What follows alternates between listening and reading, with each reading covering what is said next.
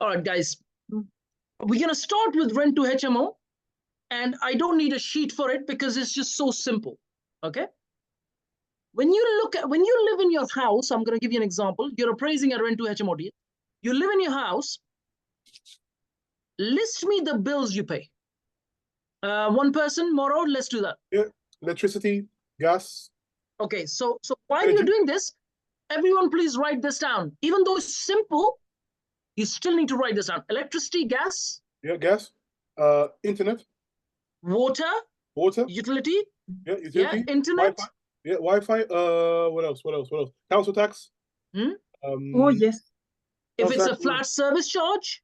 Exactly. If it's a fast, yeah. Service charge and ground rent. Please write this. Ground rent. What else? So we got water, we got light, we got gas, we got Wi-Fi. Council tax, ground rent. Waste. Waste. Yeah. Depends on if you're in a flat, you don't pay. If you're in a, it depends. You may or may not pay it. Okay. Yeah. But then there's one more thing you pay for, which is a major one. Maintenance. The maintenance, yes. Yes. Okay. Maintenance, yes. Okay. Now, that's all a HMO has as well in terms of bills. It doesn't have anything else. That's all it has. Your maintenance, your gas, electricity, water. It's like any other home. Okay. Yes. The difference is that you got to find a region where, let's take a 6-bedroom HMO, okay, because it's a lot more simpler, okay? And the landlord says, I'm going to charge you £3,000, okay? That's 500 a room a month. Then you add the electricity and the gas bill. Remember, the electricity and a gas bill and a water bill would be much higher than a normal single household. Yes, if you have 3 people living, and now you all of a sudden have 6 people living, that's double your bills. Yeah. Okay? Yeah. Also, when you're appraising a HMO deal, either you're flipping it or Rent-to-HMO, these are things you need to be aware of. When you're looking at a HMO, unless you can fit a separate electric meter and a gas meter for every person, you need to keep some sort of cap. Because there are people who really take the mickey out of the situation where they'd leave the lights on, they'd leave the gas on, they'd leave things on, they'd leave the water on, and then at the end of the month, you look at the water bill, instead of 50 quid a month, it's all of a sudden 150. You think, what the hell just happened? Are you with me? Yes. Okay. Yes. So you need to always either keep an eye and or find a way to cap it. Okay. Like I said, you just need to deal with it somehow or the other. The way I do gas bill is that it is automated. You can get those sensors, like the small thing, fit it on your gas boiler, and you can actually control it from your phone. Okay. It's very, very simple. Costs you about 100 quid. I think I got done mine for like 90 quid. There are 100 quid, 120 quid, 90 quid. And then that's an engineer coming in, installing it, and giving you the control. Okay. So you can control the gas, but how do you control the electricity? Okay. Well, when you sign up someone, the way to do it is just tell them right from day one that, look, here is my average electricity bill. If I get more than that, I will hand you on the extra. Okay. Even though it's a shared property and it's just not going to be easy, but you're almost cautioning them right from day one. Okay. That's the only way I can think about. Obviously, at the back of that, make sure that you have, energy efficient bulbs, and it will cost you 1,000,000 times less to change the bulbs than to leave the bulbs and pay the bill. Okay, so when you take on a property, make sure that they're energy efficient bulbs. Otherwise, you'll just look at the bill and that will literally wipe out all your profits. Okay. So when you're looking at, so I was giving the example of, okay, the landlord is going to charge you 3,000. Now you look at your electricity, your gas, your water. I would say normally your bills on a 6-bed HMO would be in the region of just £1,000. Okay. That's without maintenance. That's without maintenance. Okay. If I was you, I'd also get a boiler insurance, so maybe like a building plumbing insurance, okay, like for leaks and all of that. It covers your boiler as well. Normally it's about 20 quid a month. It's worth it because if you take the property from the landlord and you say, I'm going to look after the maintenance, and you have a broken boiler, you're in trouble because the boilers can cost anywhere between 1,000 all the way up to 2,000 pounds. Okay, I have paid 800 for the boiler, I paid 1,300 for the boiler, and I paid 1,700 for the boiler. Okay, it's not worth getting to that point because that literally wipes out your profits for at least 2 months. Are you with me? Okay. Yes. Also, that in your agreement that you will sign with the landlord, even though the maintenance is on you, which is what I call the wear and tear, it does not cover major issues. So if there is, let's say, some major electric issue in the property, or if there is some sort of damp or leakage at the property, or maybe the roof collapses or whatever, right?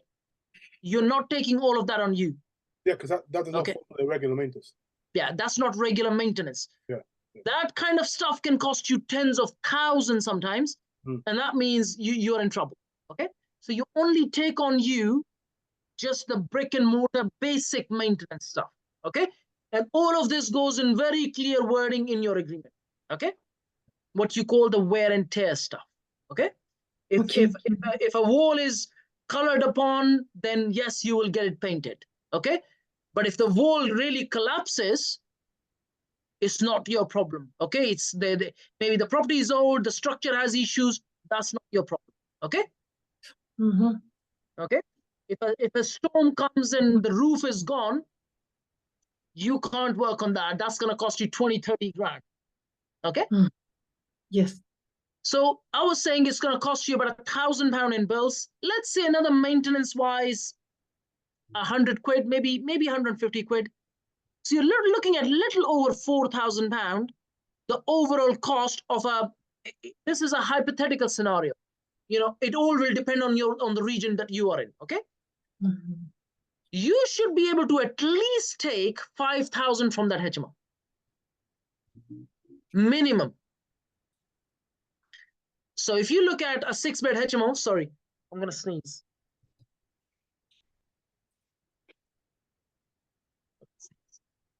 So if you look at a 6-bed HMO, and if it needs to bring in at least 5 grand, then you can do the numbers yourself. Take 5,000, divide that by 6. Maura, do you want to do that? Yeah. Jack, I've got a quick question on this. 950, I think. Yeah, so you should be able to charge £950 a month for each room. Each room, yeah. Okay, that's a hypothetical scenario for you. All I've done is I've taken all the expenses, added 20% on top, okay, and I've come up with a figure that you need to achieve. If it doesn't achieve 5 grand in this case scenario, it becomes a bad deal, and then you need to go back. You can do it from the front as well as the back. So you can always go back into the market and say, what did we charge for each room in this region? And let's say in the region you can charge maybe, let's say, 1,000 rand a month, and then you work out, okay, it's gonna be 6,000 rand coming in for 6-bed HMO, and then you work your way backwards, and the last number left would be the rent that you can potentially pay to the landlord. Okay, so you can do it both ways. I think the better way is to reverse engineer it. Okay, so you go into the market, check the normal rental in the region, and then work your way backwards to the front. Okay, that way, when you present that spreadsheet to the landlord, you can actually show it to him that, look, here is what I can achieve. Remember the void period. There's going to be some void period as well. So you want to take that into account as a 10% margin, contingency margin. Okay, even though it's never going to be 10%, on a HMO, you're probably likely going to be anywhere between 3 to 5%, but you want to keep it in the sheet as 10%. Okay, so if you keep 10%, and then you take this sheet and show it to the landlord, you're only showing him you're going to make £500. You could potentially make 1,000. But what that reverse engineering on the spreadsheet is what your negotiation tools are. Please raise your hand if you know what I mean. Yes. Yep. So when you show it to the landlord, you can show him that, look, I can bring in 6 grand, 1,000 a month from each room. Here is the bills. Here is the maintenance. Here is the insurances. Remember, you still have your public liability insurance for your business. You still have, everything else at the back of that. You still have to pay people and systems in place. I think you need about 3 systems, which is going to charge you anywhere between £50 a month to £100 a month. I just remind me the tools. I have them saved somewhere. As a channel manager, I use QBook. There are many other channel managers that you can use. QBook is more focused on hotels, but there are lots of them which are focused on, others. If you're only managing 3, 4, you may not need it. But when you get to more like a 10 unit, 8 and 10 units, you really need systems in place. Okay, because you can't manage it like being able to remember everything. Okay. You still need to remember that you still have your gas certificate that you need to get yourself. You still need to make sure that fire exits are clear and so on and so forth. Electric certificate is once in 5 years. That's not normally on you, that's on the landlord. Okay. The HMO license is on the landlord. Yes, if you've already got the agreement and then he says you pay it, okay, you take a bit of a hit, but then you pay for it. It's normally a 5 years license. Okay. But it does give you literally the tools to negotiate the deal when you reverse engineer it. Okay. Now, this is really, really simple. All you have to do is look at your own personal bills and just look at the number of people living in your property in comparison to a HMO. And then you would just have clear understanding of how it's going to work. If you want to work out the numbers of what you can achieve in the region, you use Spare Room, you can use Booking.com, you can use Airbnb. There's a bunch of tools that you can use. The most effective one is, guess what? Facebook Marketplace. Okay. I put a property up on it. 2 weeks later, I had 500 applications. Okay. So not just that you post it in the marketplace, you actually then take that post and you post it in local groups. So you're spreading the word much faster. You fill HMOs very, very simple by making sure that you're close to a station. You're not too far from a station.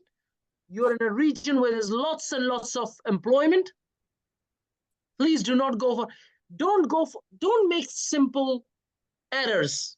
Okay, these are simple errors people make. They go and take a HMO, which is about 3 miles from the station. How is that going to help you? If someone is living in a shared accommodation, there are high chances that the person may not have a car. So he's going to prefer something that's close to the station. Okay. If you're close to a hospital, the likely is you're going to attract medical professionals, right? If you're going to be close to a station, you'll attract people with no cars. If you're going to be closer to, just trying to think on top of my head, a council office, okay? You're going to attract people who will work in the council, okay? You work close to your HMO is close to a very large development site. You're going to attract the builders, okay? But do not take a rent-to-HMO in a region where there is less employment, lots of people on benefits. You're just going to get trouble. You're not going to get your money. There's all sorts of issues. Okay? If you ask me, if someone doesn't ask me for an AST, I won't even give them AST, because once you give them AST, it becomes a lot more easier to evict the tenants these days. So I don't even give them ASTs. Okay? But by all means, if they ask you for AST, they have the right to ask. Give them an AST, but then be prepared that if they don't pay you and or don't leave the property, then you have to go through court. Okay? But remember, if you're making 1,000 from like I said, the minimum from a HMO needs to be about 1,000. If you get 800, it's still okay, but 1,000 is a decent region. If you can, in that space, acquire 10, then you're 10 grand. And acquiring 10 HMOs is not very difficult.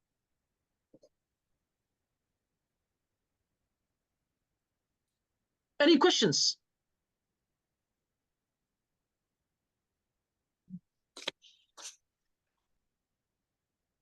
Okay. Mhm. If you don't have any questions, I'm going to jump on to flips. I just wanted to double check. Do you have a, for example, myself? How can I call myself in agreement between myself and landlord, HMO landlord? How I call myself? Because I think it should be company or something like this. No, it needs to be a limited company. Yes. It should Yeah, be you don't limited.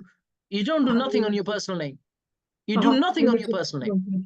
Uh-huh, You always register a limited company. You do it under the limited company because there's a reason it's called limited company, because it's limited liability. Okay. So if there's ever a claim or anything, it doesn't come on you personally. liability. Okay. And AST, Remember, you still have your TB license. You still have to pay your public liability insurance. If you hire someone, you add employers insurance. All of that is a part of the game. Liability insurance. Yes, all insurances, company insurances I have to pay. Yes, it's called public liability insurance. Public liability insurance. Yes. TV license. Shall we jump on to flips? Flips is again very, very simple. The only challenging bit within the flip space is that if you walk into a property and if you've never done a flip, you just cannot tell what it's going to cost you to get the property done. Okay. I have been fortunate enough to be able to get to a point, and when I started, I didn't know either. It's really just about getting it done a few times and learning from the what I call the learning curve. Okay. But I can now walk into a property and I can tell what it's going to cost to do the refurb. Okay. I may not be accurate, but I'll be very, very close to the figure. Philip is actually a builder. So, he's a contractor. So he can walk in, if you're looking for a quote or whatever, you can jump on a call with him. He can give you a quote. He can even help you with a build if you're doing a flip. Or he can do it for, maybe a small charge. He makes his money. You walk away with what you need to learn. But it's really just practicing. If it's just a paint work, you walk in, just cosmetic work, it can be maybe about 5 odd grand. If you have to do a new kitchen, it can be about 20 grand these days, depending on the spec that you might pick. If you go for a low spec, Philip, can I speak with you? Are you able to speak? Yeah. So Philip, if we go for a really low spec kitchen, we can get it done for 10 grand. Yep, that's right. Yeah. And if you go for a slightly better spec, we're talking about 20 grand. Yeah. All right. And then if you go central London level, then we're talking about a lot more money. Okay. Yeah. Am I close to the right figures? Yeah, that's correct. Yeah. Okay. If you're installing a bathroom, depending on the size and spec, again, a low spec bathroom, you're looking at about 5 grand again. Yeah. If it's a higher spec, you're looking at anywhere between 10 to 20, depending again on the size and what you need to do with it. Yep. If you are getting a flooring, the flooring can be really cheap. You can get really cheap flooring, and then you can get really expensive flooring as well. It all depends on what is it that you want to do with the property. Okay. If your strategy is to buy, refurb, rent, then you want to go for a low spec. If your strategy is to buy, refurb, sell, then you want to go for a slightly higher spec. Okay, because if you're renting it out, there's no point getting much higher spec because they're gonna ruin it. Okay, but if you want to sell it, then by going for a slightly better spec, you will be able to fetch more money, a lot more money than what you would spend. Okay. I'll give you an example on a flip that we did, not a flip, but it's more like buy, refurb, rent kind of thing. Okay, I did this project in Slough through the COVID period, where we bought the property below market value, 45,000 discounted. it came in the market at 330. I went in, it was taken by someone else. Eventually that person pulled out. I went back in, literally first person walking in the second time. I agreed at 285, 45 grand discount. I spent 85 grand on it. And now the property is worth well over $500,000. So we added equity worth about 120 grand. Okay. When I say added equity, I'm talking about added value on top of what you've already spent on the property. Raise your hand if you know what I mean. You have enough clarity. If there is language I'm using, please let me know that if you are not familiar with it. I am just using, market terminology, which is very, very, like it's just normal language used in the property industry. Okay.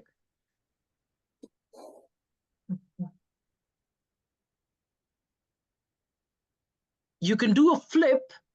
When you're appraising a flip, it's like doing any development deal. Okay. You first look at so if you're reverse engineering it, which is what the best way of doing it is, reverse engineering means you first look at the end value, which is your GDV, which is gross development value. Okay. So look at what it's going to be when it's all done up and in the market. What can you fetch? Is this the best time to do a flip? No. But if you get something that's discounted by 30, 40%, and you can do the work and hold that property for 2-3 years, it just turns out, it's going to turn out to be a really good deal. Because then you're holding on to the below market value equity. You're adding value. So let's say you find something that's 20% discounted. Okay, not even 30, let's say 20. Now you guys already know how to find 20% discounted for properties, right? You also know within that 20 space how to find another. You don't know? No. You need to go and watch the videos, please. Yes. Okay? Yes, I'm doing this. Yeah. So you know how to find the below market value properties within the space. Let's say you find something that needs refurb. You got 20. Let's say the property is worth 100 grand. You are getting it for 80 grand.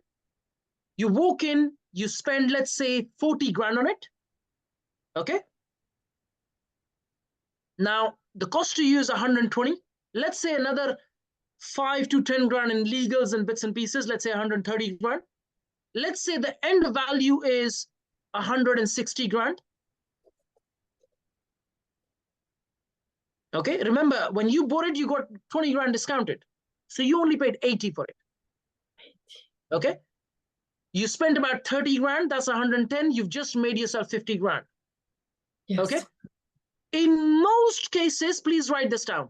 In most cases, it's only a cosmetic refurb. There's no structural issues with the property. You're not going with a property that has major issues unless you know what you're doing. Unless you've asked me, please do not get into a property that might have structural issues. I've seen enough people burning their hands because they've walked into a property, bought it on auction or whatever, and then realized later that, okay, this issue that we were thinking was going to cost 20 grand, all of a sudden it's going to cost 100 grand. Not just that all profits are wiped out, they've just lost money. Okay. And believe me, I've seen countless people coming to me. Oh, we saw this property in auction. We paid 80 grand, 60 grand, 90 grand, 100 grand for it. And I walk into the property, I'm like, what the hell? Like, this is going to cost you 100 grand to get it done. And eventually the property is not going to be worth 200 grand. And those people have gone back to the auction to sell it again just to lose money. I come across this almost on a weekly basis. Now you can look at how many cases I come across like that all the time. I have, fortunately, enough knowledge to walk into a property and be able to pick on structural issues. Okay. Or for that matter, many other types of issues. Okay. A tree that's very close, you won't get a mortgage. Subsidence issues. Cracks in the wall. If it's minor cracks, okay. But if it's major cracks, there can be subsidence issues. Philip, do you want to list a few more for me? There's an inexhaustible list that I can prepare for you. Yeah, roof. gutters, Roof, gutters, yeah. I mean, damp issues, Japanese knotweed, you name it. And yeah. Plumbing. If the plumbing shop, if you need a full rewire, it's going to build pipe work, gas work. Also, electric, yeah. I mean, we bought this hotel. It's costing us 25 grand just in electric works. Yeah. Okay. So you have to be very careful when you're buying a property. When was the last electric work done? Was there damp proofing done? When was the boiler changed? When was the radiators changed? You walk into properties, the radiators are like 50 years old. Okay. Yes, they don't cost a lot, but if you have to get all the plumbing work done in the property, it's going to cost you a hell lot of money. Are you with me? Okay. You can touch, I mean, I still remember on, multiple flips that, the builder will, if let's say they're doing the ceiling, right? And they scrape it off or whatever, something comes at the back of the ceiling, and then all of a sudden it's going to cost you 500 extra. Okay. You want to do an extension, you have to put a new beam in, that's going to cost you another 5 grand. Okay. You have to be very, very careful to have clarity when you're doing a flip.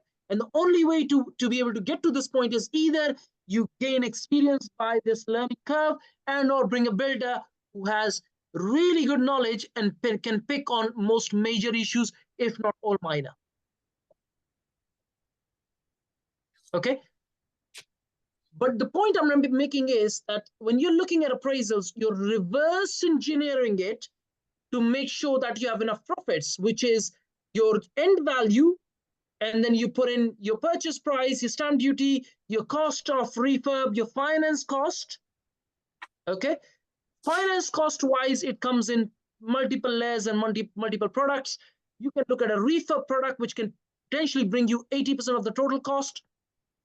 So if it's a flip that's going to cost you 100 grand in total, let's say 80 purchase price, 20 grand refurb, you only need to invest about 20 grand.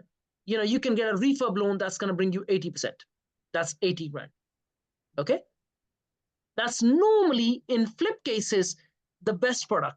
There's another product that actually is a refurb product, which eventually converts to a buy to let itself when you're done with the refurb. So you take one product, you do the refurb, but then it automatically changes to a buy to let product to a lower rate. Okay. Any questions so far? You mentioned about structural problems. For this, before purchasing property, maybe it's good to ask surveyor's report or to hire surveyor to do check. Yes and no. Why? Yes, because yes, you're on the safer side. But if you're doing a flip project that's only going to make you 40 grand, and you call a surveyor that's going to charge you £5,000. Now 5,000. Before was like 2,000, long time ago. Oh. Yeah, no, surveys these days are like 3,000 plus. Ah. You're not going to get a surveyor into a property these days for 1 grand anymore. Gone are the days. Yeah. Okay, so yes, that brings you safety net, but at the same time, is it worth doing it? And if you can find a way to save that money, go for that. Okay. But again, that does not mean you make a major mistake. You want to avoid any look, if you make a major mistake in property, it will literally drag you down for years. Okay. So yeah, it's a gray area. I think normally it's better to bring a builder in, even if it means the builder is going to charge you 500 to walk in and give you a quotation. But it's someone you genuinely know and trust, and he's going to do a good job by giving you a schedule of works, quotations, on and so forth. Is going to put some work into it. Then no harm in paying a little bit of money. Just a schedule of works prepared by a builder is, even on a small project, is worth about 500, £1,000.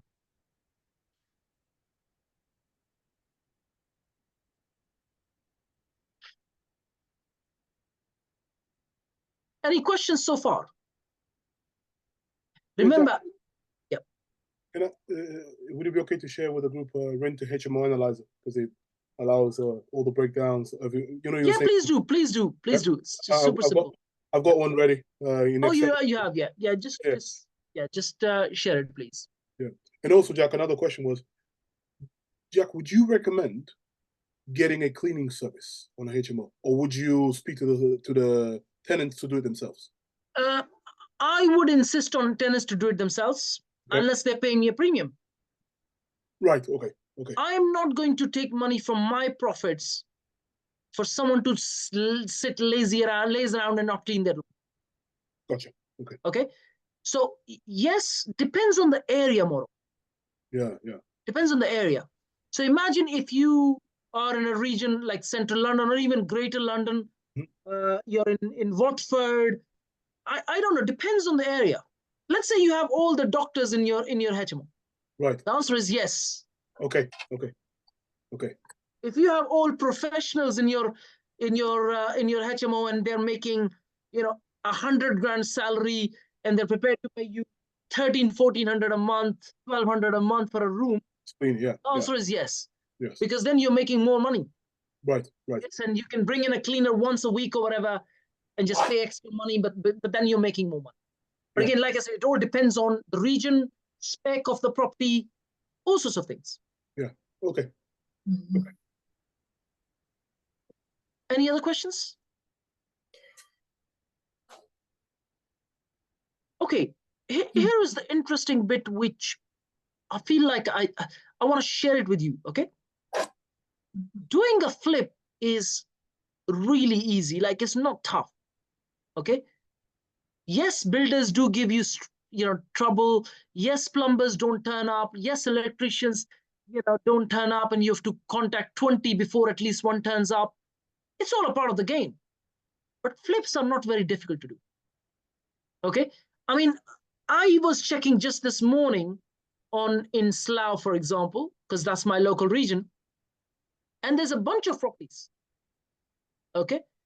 You can pick on, yes, these properties are expensive, they're in the region of 400 plus, but you can do a cheaper flip up north. You can do a flip in Sheffield or Leeds or a whole bunch of these towns. That's not going to cost you $500,000. Okay, it's not going to bring as much profits. Yes, but it all depends on, if you're buying something that's 80 grand and you're investing another 20 grand on the refurb, and now the end value is, let's say, even 130, worst case scenario, that's 30 grand. You could do 5 of them, and they're not very difficult to do. Remember, 5 flip projects are not very difficult to do. I think a single person can easily manage cosmetic level projects, about 10 of them a year, very easily. Okay, so if you're making 30 grand from a single project and you're doing 10 of these, that's 300 grand.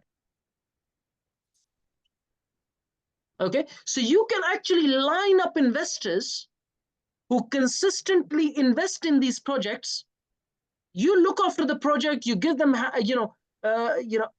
what's the word for it? I keep forgetting that. Philip, remind me the word. I think it's handover key services or something along the lines, right? I keep forgetting the word. Yeah, turnkey. Turnkey service, sorry, turnkey service. Okay, turnkey service, you make 30, 40 odd grand from a project, you about 8, 10 of these yourself, and then if you want to obviously scale further, you just hire more people. Okay? Not very difficult. Any bit that you find difficult, Philip, maybe you tell me, any of this bit that you find difficult? Part of what flips, sorry? Flips, yes. Obviously, bill rate's not bad for me. It's just the sourcing the correct deal in the right area with the right margin. Okay. And Here obviously, yeah. Covering for unforeseen as well. Sorry, say that again. Covering for the unforeseen, just having a proper contingency to cover for anything that's unforeseen, i.e., you're doing a bathroom and you notice the floors are on, there's extra pipe work, be able to Yeah. come back to this. Okay, let me share something with you which most people either don't know or will never tell you. Tell me a developer who has not lost some money in a deal, and I'll tell you a liar. I'll repeat this so you can see through. Tell me a developer who says, I've never lost money, and I'll tell you a liar. Okay? You will get into a deal where you lose money. But if that fear of losing money stops you and or you're scared all the time, oh, I'm going to lose money, you will never, ever get deals across the line. Or you'll just do very, very few deals. Okay?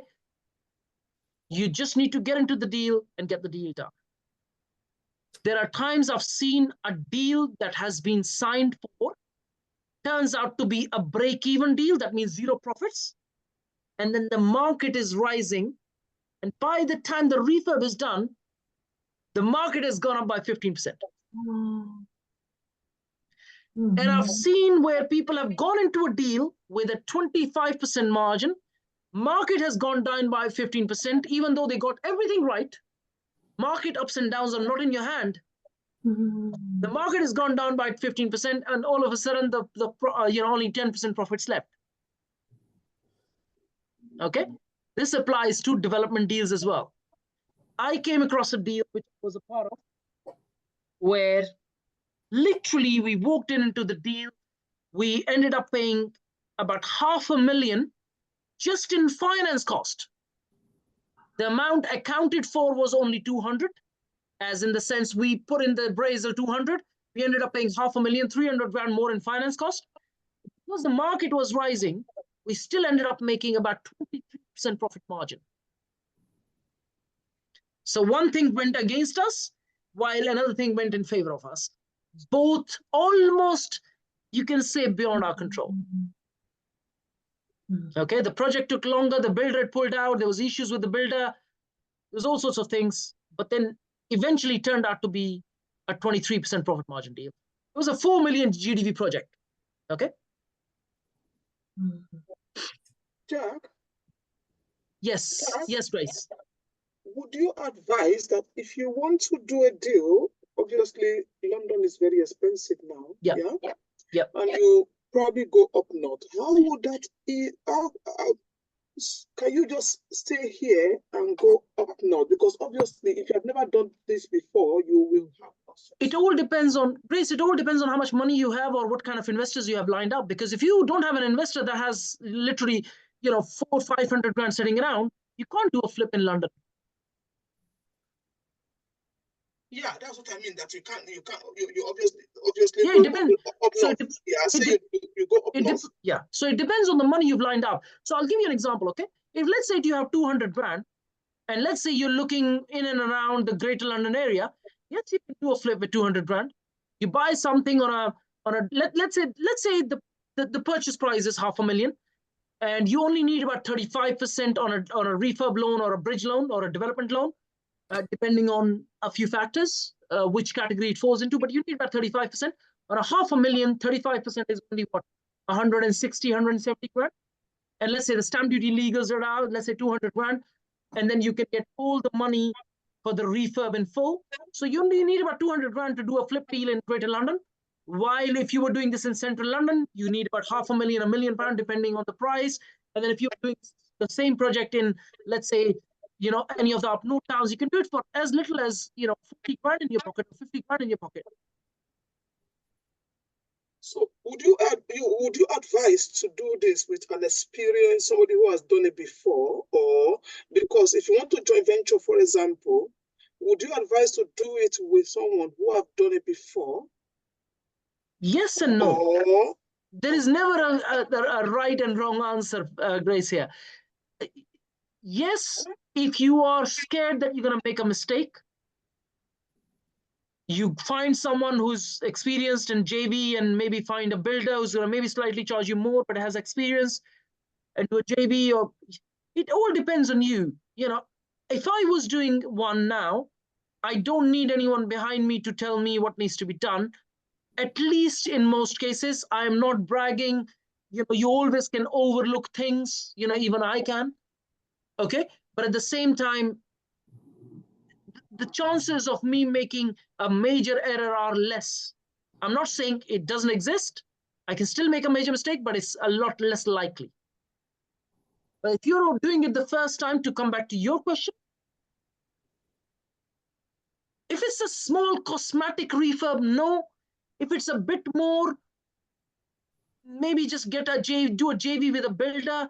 But if it's a lot more, it's really a detailed, burnt property. You're maybe converting a 3-bedroom into an 8-bedroom HMO. Maybe go with someone experienced. Are you with me? Can you see I've just shared 3 layers of it? So you have cosmetic refurb, you have maybe a bit more, a little bit more, maybe an extension at the back, front, top, side, so on and so forth.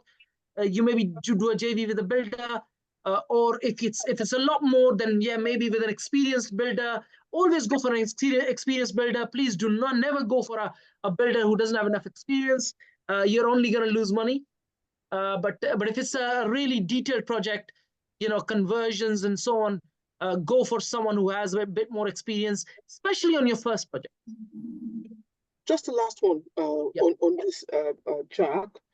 How would you choose a JV partner? How would you know who to choose as a JV partner? Let me come back to your question, Grace, on this. Okay, I'm going to answer your question, but I want to go back to Philip and I'll answer his question because I don't think I've answered it clear enough. Okay, Philip, the game is volume. If you're only doing 1 project a year and you end up breaking even, then you start thinking, how the hell am I supposed to pay my bills? But if you're doing 5 or 7 or 10 projects a year, the likely is that you're going to make profits from 3, you're going to break even on 3 or 4, and you're going to maybe lose a little bit of money on 2 or 3, especially if you're new. And the number of this increases as and when you get more experience. So if let's say if I was taking 10 projects at the moment, I don't want to because I have a young family, but if let's say I take on 10 projects, the likely is I'm going to probably have about 8 of them in profit. I may lose money on 1 and I may break even on 1. Please raise your hand, Philip, if you know what I'm saying. Are you able to see what I'm saying? Yes. Yeah, Philip had answered this question, asked this question. I just want him to see through that. Look, if you're a bit scared, then it just becomes very, very difficult to do deals. Yes, he's raised hand. I think he might be doing something. No, okay. Yeah, you can you'll just stay in that kind of mentality of fear if you never go ahead with it. Yeah, you have to, at some point, you have to, look, I understand as a builder, it's like a can of worms. You open a wall and you are in shit. Okay, yeah. I've seen that so many times. But if that scares you, then you shouldn't be doing it. There's no point. Okay, I walk into a property and it is really, really not run down. I am excited. Yeah. Because I am looking at a gold mine. I'm thinking the more it's run down, the more chances I have to make a profit. That's the way I look at projects. Okay, I remember doing being a part of a project which was in Southall. It was literally back to break, 3-meter extension on the side. I think there was 5-meter extension at the back. There was an outhouse that we need to do. Back to brick, literally the whole property. We spent 300 grand on the property. Okay, and when I look at that experience, it's exciting. We added equity worth 300 grand on it. Okay, we spent about 800, about 850 grand, and the property is worth 1.2 probably at the moment. Okay, so yeah, if you're scared, take smaller risks. Don't take bigger risks. Maybe that's worth about 60, 70 grand. 20 grand refurb, 90 grand, 10 grand in extra expenses, finance, bits and pieces, legals or whatever. And then maybe now it's worth 120, 130 grand. Philip, do more of them, because the more you do of them, the more it's almost like a risk appetite that only starts by crawling. Does that make sense? Yeah. Okay, I'm going to go back to you, Grace, here. Just Okay. hold on, Anara, just hold on. Grace, can you repeat your question, please? So my question was, how would you know what what's it called, joint venture to choose to take? How would you? Yeah, okay, so Grace, you're asking a question that's really a leadership-based question, being able to understand human psychology, being able to understand humans, okay? There's never a short answer, okay? Okay, Grace, here is something I can tell you, that when I'm dealing with people, okay, I go for people who are humble. I look for humility, okay? My most important value in my life is humility. So I look for humility. I'll tell you what that does. If you, there's two things I look for. One is values. So is the person values similar to mine? And the second thing I look for is humility. If I have these two matches, I would go for that person. Either it's a builder, if it's an architect, it's a planner, it's a plumber, it's some sort of trade professional, it's a JV partner, it's an investor. If I have these two things close to what I am like personally, I will go with that person. Okay. Okay. If I don't see humility, I am not dealing with that person. Okay. Because if you're dealing with someone who's stuck up and stubborn and with negative ego, you're just never gonna get the best of anything. Okay. Unfortunately, that's 8 out of 10 people in the world. Negative ego, stuck up. They don't want to learn. They don't want to communicate. I'm looking for a communicator. I'm looking for someone who's humble. I'm looking for someone who is prepared to grow through the fluctuations of a business. There's never a straight journey. You go through a flip. You walk into your project and the builder tells you, you know what? I can get this done for 10 grand, while initially you had costed 20 grand. You're just over the moon. I'm just saving 10 grand. And the next moment he rings you, oh, I found something in the property at the back of the wall that's going to cost you 20 grand.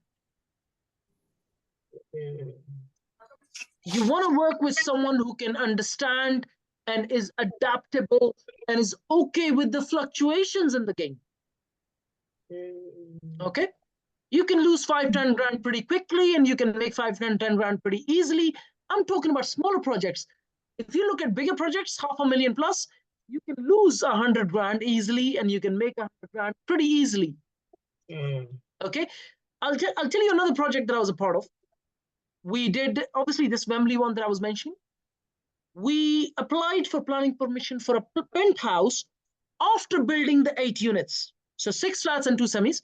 We got planning permission for the penthouse. We sold the penthouse with the planning permission without the build at £270,000. That's a profit of £270,000. Raise your hand if you know what I mean. That's airspace development. Okay. So we sold it, exchange done, 10% paid. The guy pulls out.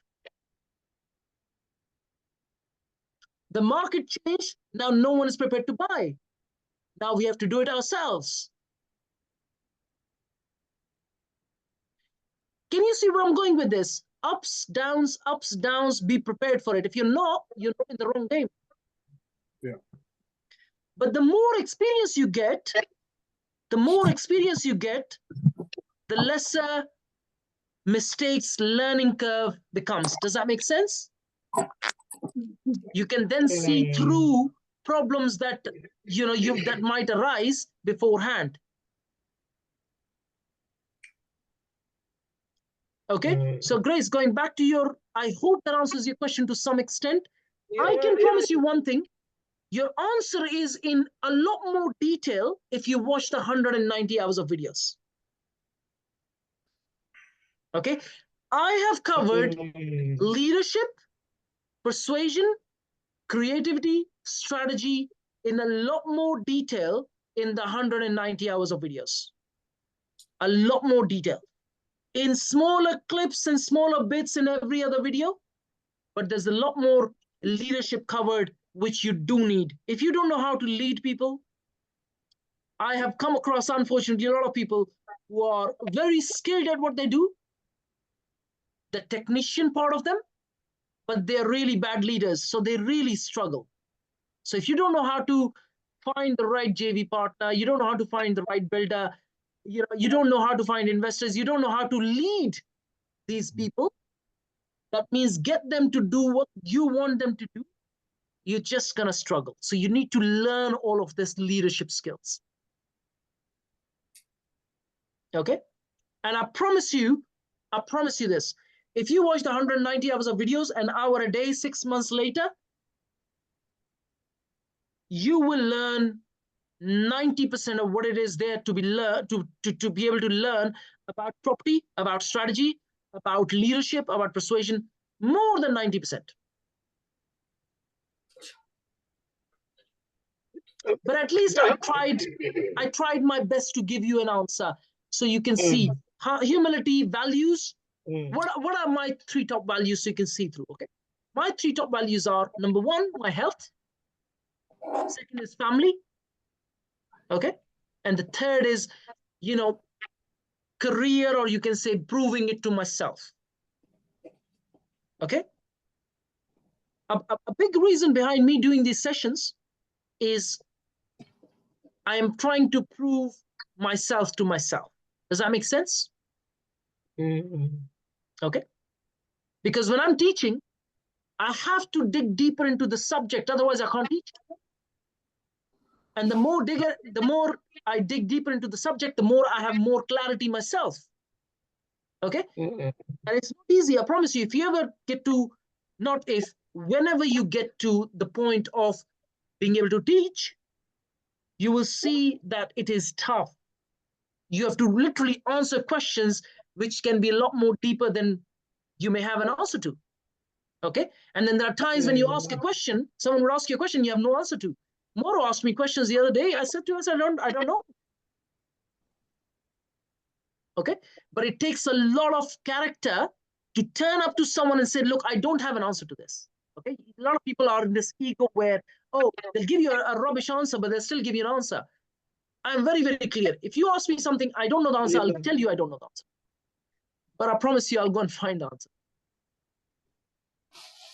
Okay? Because I'm not proving it. I'm not proving myself to you. I'm proving myself to myself. That's my 3rd value, remember? And these are the 3 top values I have.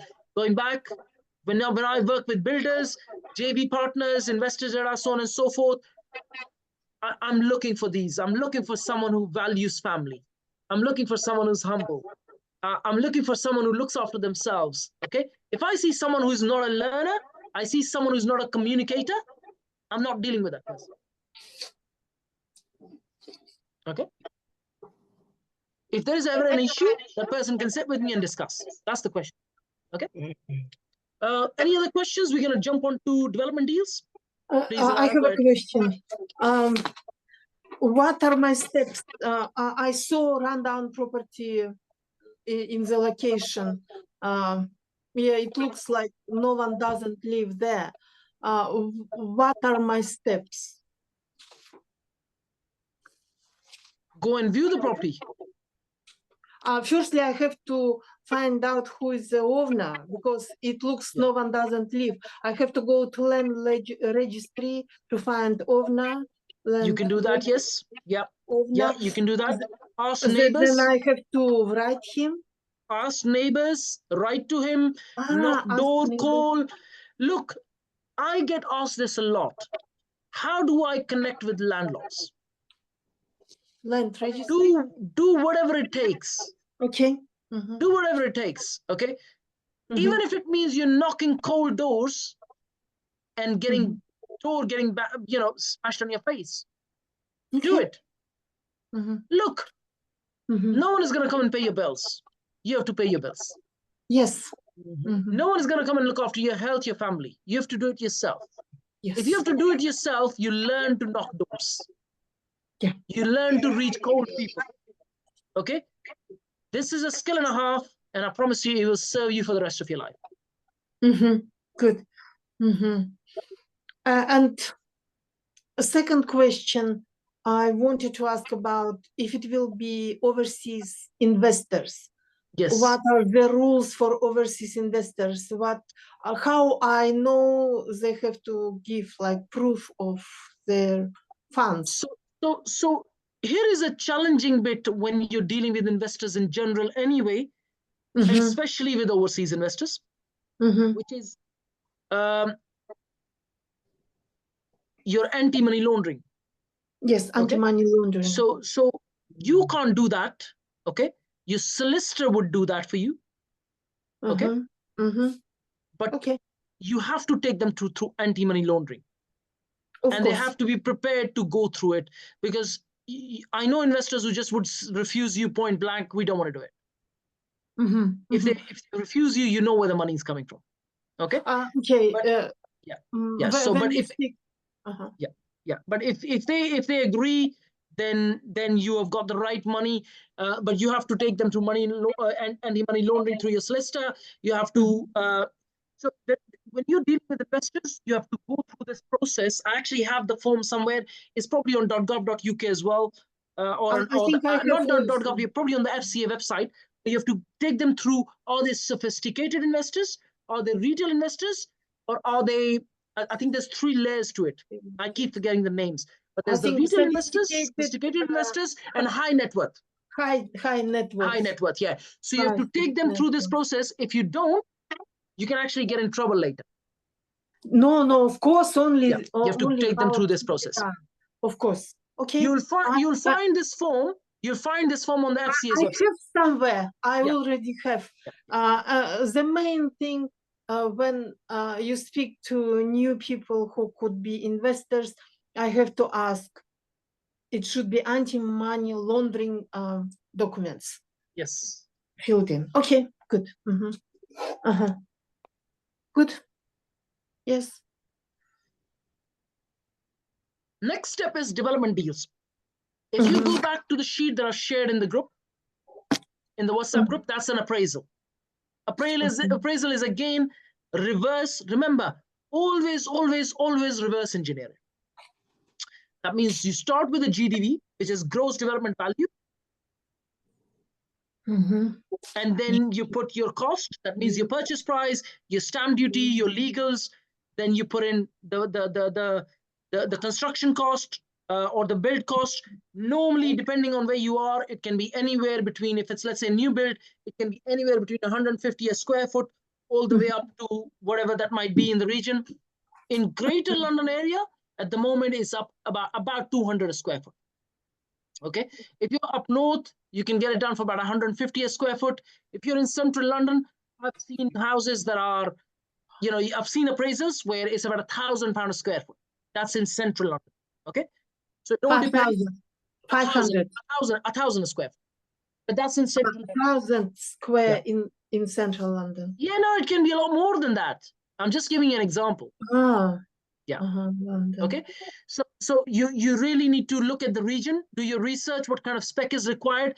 Like I said, Greater London at the moment is about 200 square feet. Okay. Then you need to look at your gross internal area. So there's a bunch of steps that you need to go through when you're looking at a development deal appraisal. You need to speak with your architect, your planners. What can you get on the build? The gross internal area. Net sellable area, all sorts of things that you have to go through to be able to create an appraisal. The one which is shared in the you have to look at social housing. If it is more than 9 units, the social housing kicks in. You have to look at your SIPO, which is infrastructure levy. And units. Social housing going. Social housing, SIL. You have to look at lots of aspects of a development deal. These days, even nutrient neutrality is becoming an issue. I'm still looking where can I find the list of regions which are affected. Once I get hold of it, I'll share it with you. But the nutrient neutrality is another issue if you're doing a new build. again, you guys are still new to this, but you need to go back to that spreadsheet and just work your numbers backwards, basically. All it is work from GDV, then your purchase price, your build cost, or in fact, you can leave the purchase price to the last so you can reverse engineer it properly. Your build cost, number of units you can get, your build cost, your potential, GIA, which is gross internal area, and then you put the finance cost. You put your professional fees, which is your architects, your planners, your consultants. Your consultants would go all the way out from, depending on the building. There's a whole list of consultants you have to go through. Okay.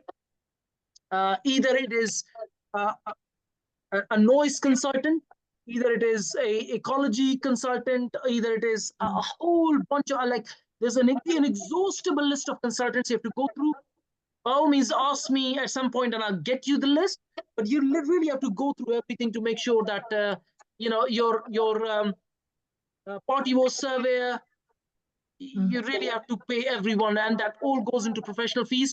Then you have to put 10% contingency, then your finance cost, and then eventually you come down to a point where you know the exact cost of the land. Raise your hand if you know what I mean. Why did I put the land value at the bottom? That's when you're doing an appraisal, reverse engineering it to be able to negotiate with the landlord the price of the land. Okay, so when we are working on planning uplifts, and when I do an appraisal, you see me doing this. GDV, the build cost, the number of units we can potentially get, the build cost, the professional fees, the finance cost, and then 20% net profit margin, and then you're left with the value of the land. Okay, normally stick to about 25% profit margins, but some people don't like, some landlords don't want to see 25% on the sheet. Okay, so just be aware of that. They want to see 22% profit margins. 2022. You can always remember, you can always play with numbers as well. Yes. Want to see. Want to see. But you got to have clarity on per square foot value in the region. Like I said, I've shared this previously. If in the region, if it's less than 300 a square foot, you're not going to make a profit. It's got to be above 300 square foot to make a profit from a development deal. Then 300. If you are looking at a commercial conversion, let's say an office to resi, a single unit can cost you on average about 35, 40 grand. Okay, depending on the region and spec. Okay, I'm talking about slightly on the lower spec of end of spec.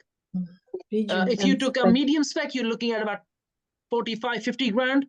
If you look at higher spec, it can be as much as 200 grand or whatever. That's there's no limit to that. Why do I have all of this knowledge? Because I'm a finance broker. Okay, not just that I've developed myself, I'm also a finance broker, so I tend to see more cases than most people. Okay, good. Okay. Thank you. Yes, I will check your appraisal. At the moment, I cannot open because it's on. That's okay. Just check it later. More any questions? No, no, I don't. Everything is quite clear. Just really go through the sheet. You'll get clarity. Grace, any questions? Not at this moment. I'm still, I just want to let you know that I have somebody who proposed to be a joint venture financially, but no, I haven't have anybody who I can actually, be trust enough to joint venture in terms of construction. Okay.